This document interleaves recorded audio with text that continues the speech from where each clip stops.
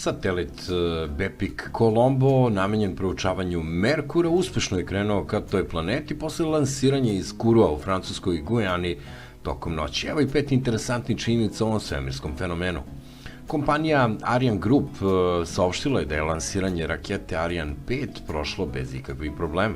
Satelit očekuje put od 9 milijardi kilometara do Merkura, gde će potom izvesti niz ispitivanja. Prema navodima, Bepic Colombo je napustio zemljino gravitaciono polje i krenuo zacrtanom putanjom brzinom od skoro 40.000 km na sat.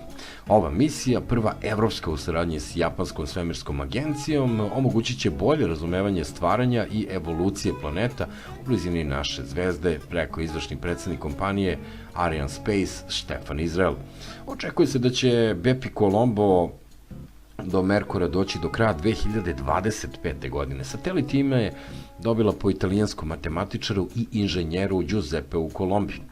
Satelit i njegove dve sonde ostaće u orbiti Merkura 1 ili 2 godine, gde će biti izloženi temperaturama od preko 350 stepeni. Cilj misije je proučavanje površine unutrašnjosti i životne sredine Merkura, kamenite planete koja je najmanje u sunčevom sistemu i do sada najmanje istražena. Bepic Colombo putuje posle 2 misije NASA koje su poslale slike i podatke s Merkura, najpre sredinom 70. godina, zatim 2011. i 2015. Kada stignu do cilja, 2 sonde će proučavati gravitaciono polje Merkura, što će omogućiti naučnicima da odrede sastav i strukturu planete.